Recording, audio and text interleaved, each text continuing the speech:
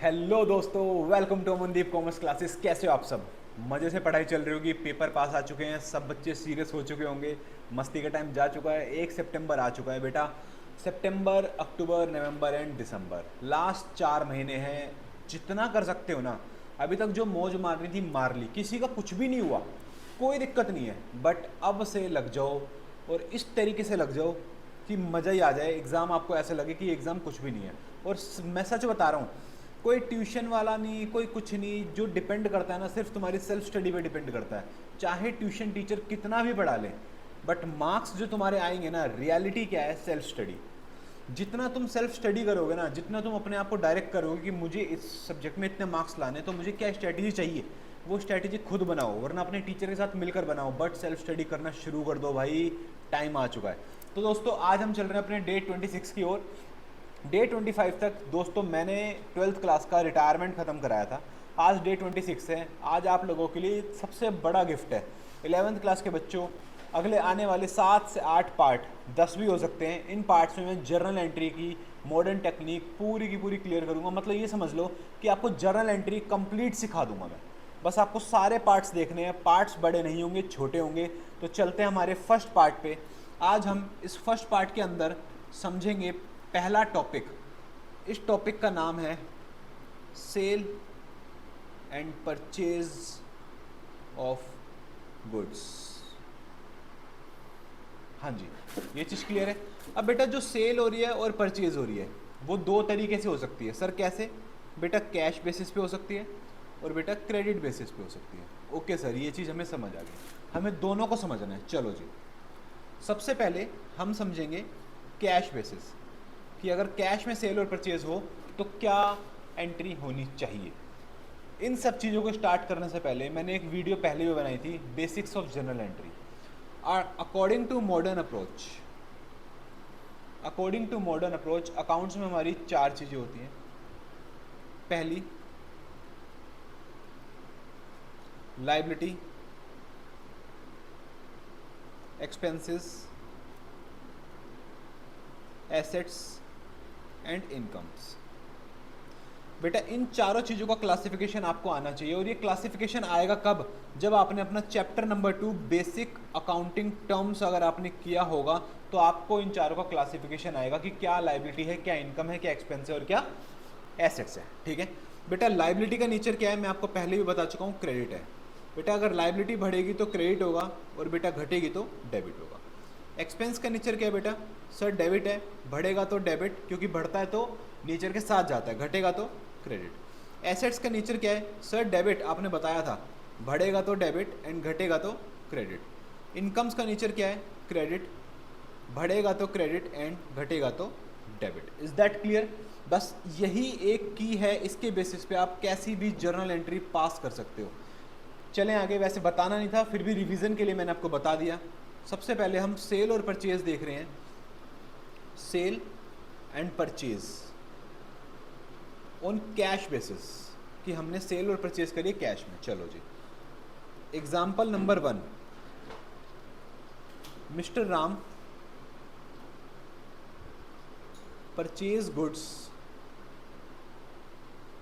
Of ₹50,000 on cash.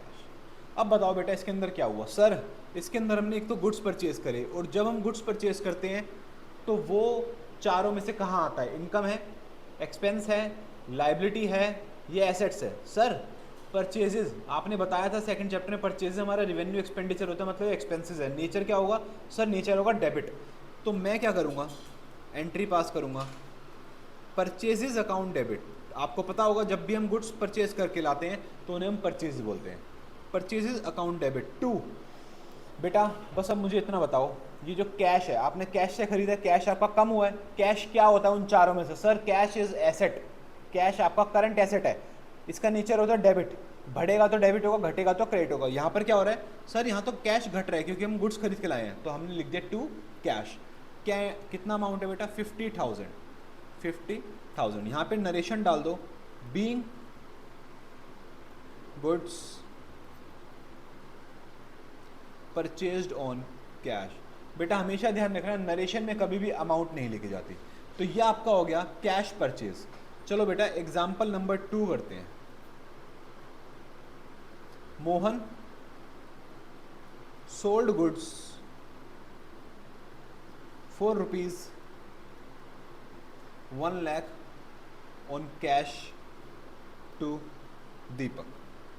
Is that clear? यहाँ पे क्या हुआ बेटा, हमने गुड्स बेच दिए,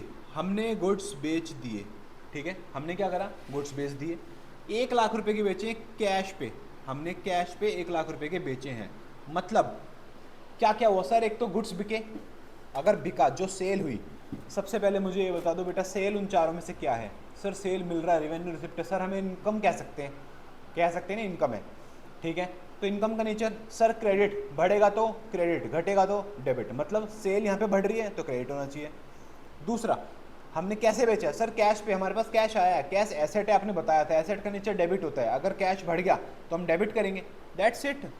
एंट्री आपने बता दी बेटा, cash account debit to sales, that's it. 1 lakh rupees, यहाँ पे नरेशन डाल दो, being goods sold for cash, that's it. क्या आपको कैश सेल और कैश परचेज क्लियर है? जी सर बिल्कुल क्लियर है। चलो जी आगे चलते हैं। नेक्स्ट हम कर रहे हैं sale and purchase of goods on credit. चलो जी example 1, Mohan purchase goods of ₹50,000 from Mannu. Mohan 50,000 रुपये के गुड्स खरीद के लाया मन्नू से। बेटा क्या यहाँ पे कैश ट्रांजेक्शन लिखी है? नहीं सर नहीं लिखी। ऑलवेज अज्यूम अगर कभी भी कहीं भी कैश नहीं लिखा तो वो आपकी क्रेडिट ट्रांजैक्शन है, और आपको पार्टी का नाम भी दिया हुआ है। आपको पार्टी का नाम दिया होना मैंडेटरी है।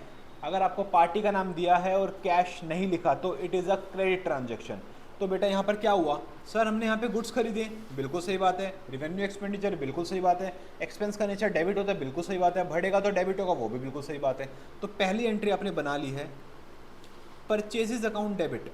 आप गुड्स खरीद के लाए हो, परचेजेज अकाउंट डेबिट। क्रेडिट क्या करोगे बेटा, कैश में नहीं लाए, हम मन्नू से उधार में गुड्स खरीद के लाए हैं। तो मन्नू हमारे लिए क्या हुआ, बेसिक अकाउंटिंग टर्म्स याद करो, ट्रेड पेबल और क्रेडिटर्स।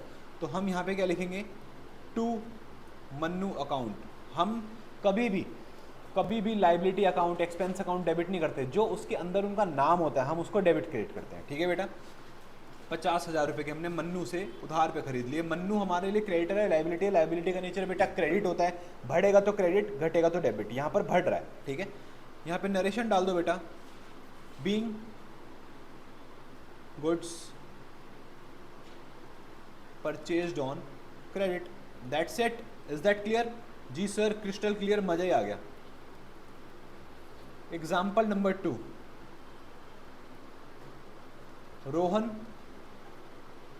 सोल्ड गुड्स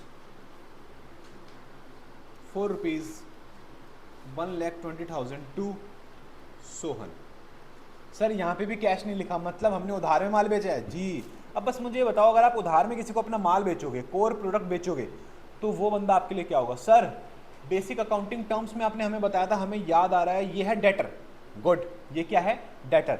बस अब मेरे को ये बता दो, डेटर इन 4 चीज़ों में से क्या होता है? सर डेटर तो एसेट होता है, क्योंकि उससे हमें पैसे लेने हैं, ठीक है। तो नेचर क्या होगा? सर डेटर अगर एसेट है तो नेचर डेबिट होगा, बढ़ेगा तो डेबिट, घटेगा तो क्रेडिट, दैट्स इट। यहाँ पे क्या हो रहा है? डेटर बढ़ रहे हैं, हम डेबिट कर देंगे। किसको?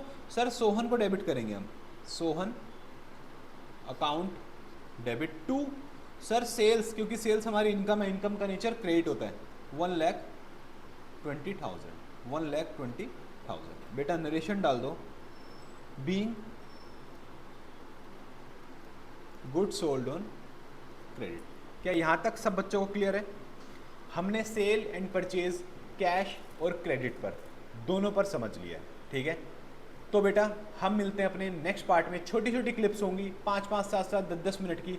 आपको 10-12 वीडियोस के अंदर पूरा जर्नल एंट्रीज करा जाऊंगा। बस बेटा सारी वीडियोस को देखना है।